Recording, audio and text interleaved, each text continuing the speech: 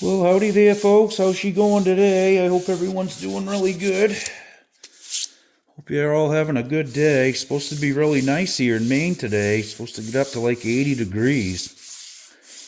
Man, I can't wait. I'm sick of this dreary weather we've been having and rain all the time. Nice to see the sun peek out for a day or two. So today I'm just kind of sanding the scratches out of this Explorer that I'm working on, and I'm gonna get ready to put some shellac on here and seal the back up. Now I'm not gonna do the front right yet.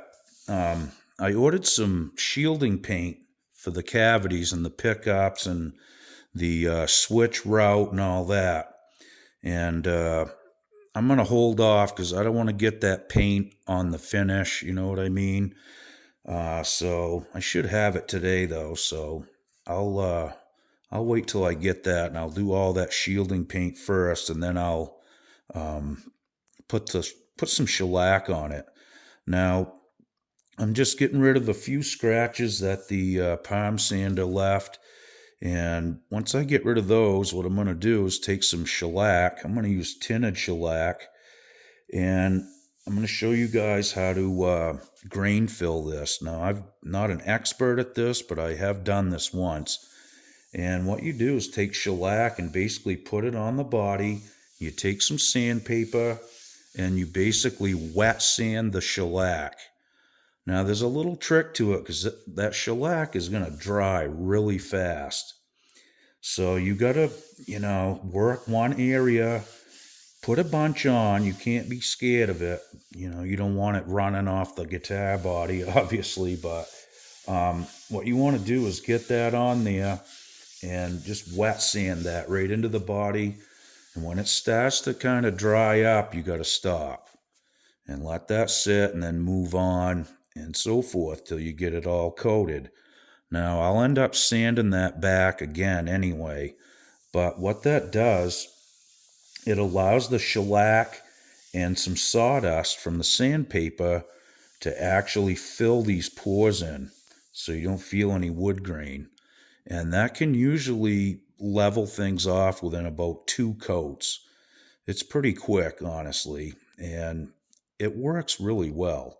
Like I said, for a beginner, I think that's probably a good idea as far as finish to start with, unless you want to stain it or paint it or whatever you want to do. But the shellac is pretty easy to work with, and it doesn't stink your house up either, and it dries pretty much instantly, within seconds. Okay, this is what we're going to run on this one. This is amber shellac. Okay, pretty simple. I've already done one guitar with this. It didn't take much. Now, it depends how dark you want it and all that too.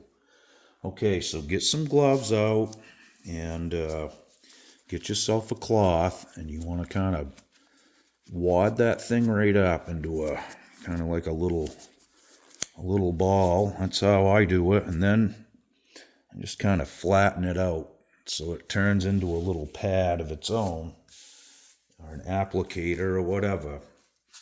Now, get some clean sandpaper. Don't use old sandpaper that's got grease and dirt on it. You don't want that streaking in there.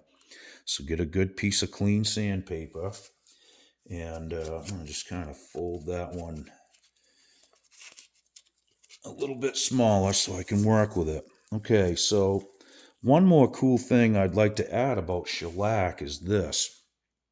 I'm not going to do the whole body here at once. So that's kind of a nice little treat too, using it, because you can work in different, levels, if you will. And, you don't have to do it all right then, one shot, and worry about getting everything even. This stuff will blend right back together with itself if you just want to do the back, or you just want to do the sides first. That's totally up to you.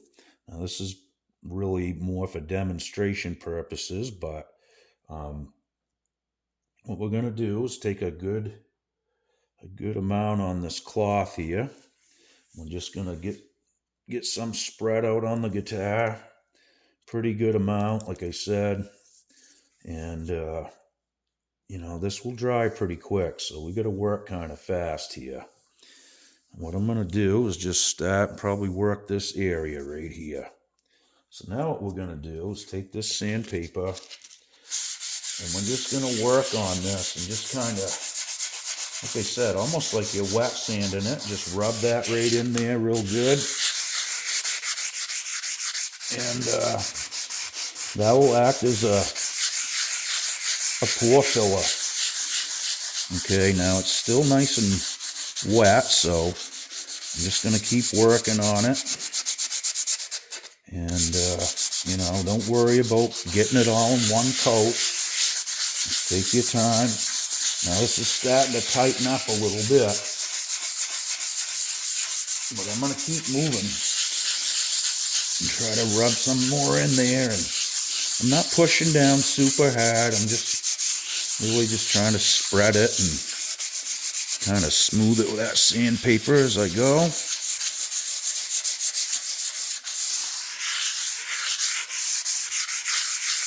Alright. Boy, we got some nice grain popping out there. This is going to be a cool one. Now you can see it's already dried right there. And it didn't soak in quite as much right there. You can see that.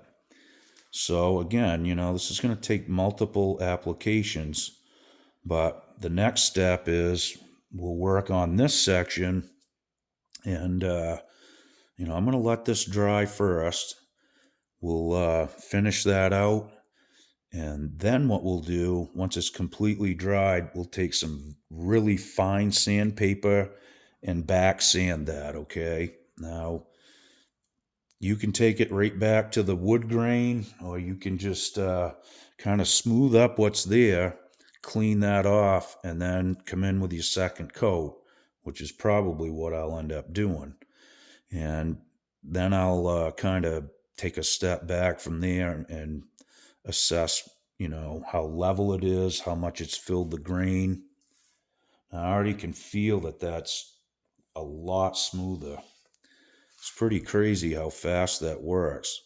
I have to give credit to one of the viewers. I can't remember which one it was now, but one of the guys on the channel left a comment, and I had mentioned this in another video, and he said, absolutely, this is the way to go. So I tried it on a piece of wood, and like I said, within a couple coats, it was basically like a nice smooth satin finish.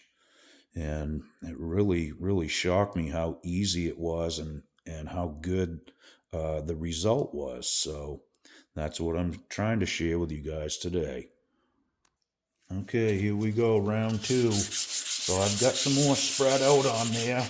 Again, we're just going to work on it with this sandpaper. Try to pull some of that in off the edge so it don't run down the side of the guitar, which isn't a big deal. I mean, you can sand this stuff out pretty easy, so if you get a little drool or a little run there, don't worry about it. Get some sandpaper out, she'll come right out of it. Now, I can feel it's real sticky back there, so I'm going to stay away from there, but I'm just trying to blend those together a little bit. And again, this is going to take a few coats, but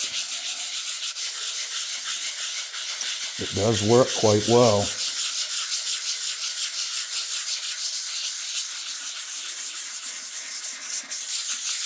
This is going to kind of give me that sort of a Karina finish look when we're done. All right, it's getting sticky. I got to get out of there with it. Just let it do its thing. Boy, that's going to look cool. I love the grain. This is one piece. It's 2 pieces pancaked together, but these were like 20-inch boards that a friend gave me. And it does look nice. Now, I built a Telecaster for my dad a while back from the same board, actually, and I flipped the board over. there wasn't so much grain coming through the the top and the back, not like this one. I actually flipped these ones so there'd be a lot more grain exposed. I tried to kind of line that up too, in the center and whatnot, so it would kind of flow with the guitar, if you will. So, anyways, that's my method, and I really like the effect already. That's going to be a really cool color. I'm going to do several coats. I'm thinking probably maybe 5 or 6 coats on this one. Another thing I want to just kind of mention about the shellac, okay? Now, this is non-waxed, or de-waxed shellac. Now, they make shellac with wax in it too. I recommend the de-waxed because, once you get it to this point right here, and that's dry, and let's say you sanded it smooth and you wanted to paint over it, or you wanted to spray nitro over it, you can. If it's got wax in it, though, it's going to mess up whatever you spray on there. It'll crackle and do weird things, blister and bubble. With the non-waxed, you can spray anything on there and it won't mess with it. So that's something to keep in mind too. I've never used the stuff with wax in it. I just kind of researched it quickly to see what people did use. And the first video that I clicked on, the gentleman mentioned about using non-waxed versus waxed. So that's how I got the information. Now that's dry to the touch right now. And that's real time. It happens quick. Now you can see some blotches here where I kind of overlap, but that'll all come together in the end. Now, again, I'm going to back sand this some. I'm not going to strip it right down to the clear wood again because I want to leave some of that in the grain. Then we'll do another coat. I'll do another wet sanding little run on it, and then after that I'll back sand that and see how much of it's filled. If it's to the point where it's basically filled, the next time I will just use a cloth and rub it on, no sanding. And I'll try to do it even, try to coat the whole thing when I do it. And once that's done, I'll sand that out again and then probably do a couple more sessions like that just to darken it up a little bit more and sand it smooth again. And I mean, you can get that so it's just like a piece of glass. It really amazed me how good this stuff works. So in any case, I thought I'd share that with you. Once I get my shield and paint, which should be here today, I'm going to get everything shielded and I'll flip the guitar over, shield the cavities there, and work on the top as well. But I'm going to try to get a few coats on this today, on the back at least, just to, keep it going forward and, not waste as much time. And I'm just doing this here and there, 15, 20 minutes a day. So this will kind of keep me flowing a little faster and I won't have to wait, and whatnot. I can get this side basically done, get it shielded, flip it over, do the other side, do the edges, and, after a few coats, we'll be looking pretty good. So anyway, thanks for tuning in. Boy, that feels really good already. Shockingly. Still a little tacky in a couple spots, but it definitely filled the grain in nice. But, I missed a couple spots here too, so we'll have to even things out. And like I said, when you back sand it, these blotches will come out. Another thing, when you do back sand, I want to add this. Let me see if I can find a piece of paper. Okay. You can see shellac stuck to the paper here, okay? So be careful when you're back sanding. Sand a little bit. I wipe my paper off on a towel or on my shirt even sometimes, and get the debris off. You don't want to grind that into the guitar body. That will actually scratch and leave lines.